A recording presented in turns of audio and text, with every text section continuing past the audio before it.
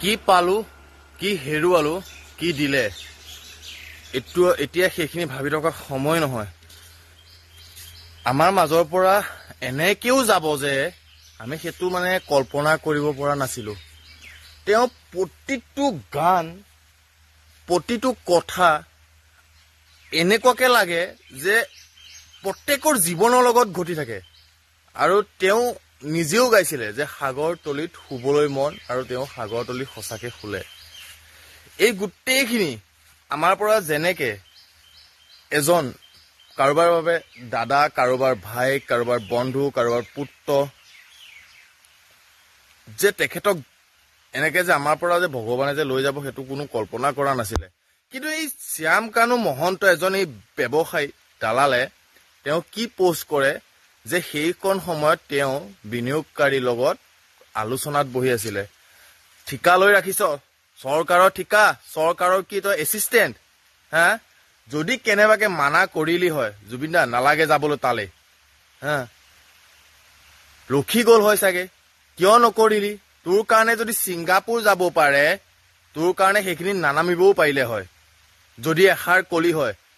বিনিয়োগকাৰীৰ লগত ব্যস্ত আছিলে। এই অসম যেনেকে এতিয়া জ্বলিছে নহয়, চবৰে বুকুখন যিদৰে জ্বলিছে, ইয়াত জ্বলাইছ তই, একমাত্ৰ শ্যামকানু মহন্ত তইহে জ্বলাইছ, বেলেগ কোনো জ্বলোৱা নাই। যিটো দুখত মানুহ ৰাতি দিন এতিয়া শুব পৰা নাই, হা? অসমত জেগা নাছিল নেকি? নৰ্থ ইষ্ট ফেষ্টিভেল কি বাহিৰত পাতিলে বাহিৰৰ মানুহখিনি সেই পকামূৰীয়াখিনিয়ে চালেহে হয় নেকি? সিহঁতৰ চাবলৈ মন আছে, আমাৰ অসমত আহক, আমাৰ টুৰিজিম বাঢ়িব, আমাৰ অসমত আহক, কিবা চাবলৈ মন আছে। আমি কিয় বাহিৰত গৈ পেলাই হেৰি কৰি আছো, হা? ইমান অসুস্থ মানুহ এজনক জানি বুজি নিয়াটো বহুত ভুল, নিজৰ ব্যৱসায় লাভৰ বাবে বহুত ভুল। অসমবাসীয়ে কিন্তু এইটো এৰি কেতিয়াও নিদিয়ে। এই যে জাগিছে নহয় অসমবাসী, এইটো জাগিবই। ভবা নাছিল ন কোনো যে এনেকে তেখেতক, আমি সৰুৰ পৰা তেখেতৰ গান শুনিয়ে যিহেতু ডাঙৰ হৈছো, আমি ভাবিম নেকি যে আমাৰ মাজৰ পৰা এনেকে গুচি যাব বুলি? কোনো নাভাবে। চৰকাৰক এটি বিশেষ অনুৰোধ জনাম, এই জুবিনদাৰ যি যাত্ৰা, সেই যাত্ৰা, এই যাত্ৰাত যাতে কোনো চিকটামি নহয়, এনেকুৱা যাত্ৰা কৰক যাতে আৰু 100 বছৰলৈ মানুহে মনত ৰাখে যে এইজনে আমাৰ অসমৰ জুবিন দা। গোটেই ভাৰতবৰ্ষ চকু আমাৰ অসমত থাকিব লাগে এতিয়া। এনেকুৱা যাত্ৰা পাতক, মানে বিদায় দিয়ক, যাতে জুবিন দাৰ 100 বছৰলৈকে প্ৰজন্ম মানুহে যাতে চিনি পায় জুবিন দাক। এনেকুৱা যাত্ৰা কৰক।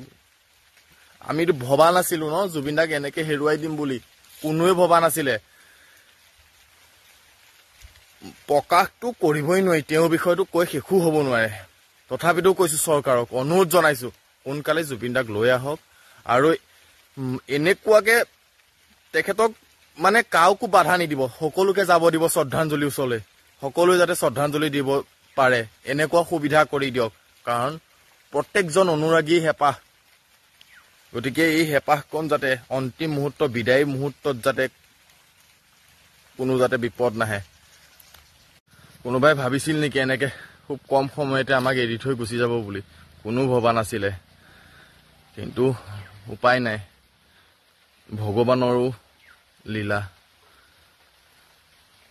আজিতো অসম কান্দিছে, অসমৰ এই মানচিত্ৰখনে জুবিন দা মানে অসমৰ মানচিত্ৰ। কিন্তু সকলোৱে এইটো মনত ৰাখিব। গতিকে আমি প্ৰজন্ম আমি জুবিন দাক জীয়াই ৰাখিব লাগিব। গতিকে এইখিনি এতিয়া শেষ চৰকাৰে কৰিব আৰু ৰাইজে কৰিব। গতিকে জুবিন দাক কেনেকে আমি ৰাখিব পাৰো,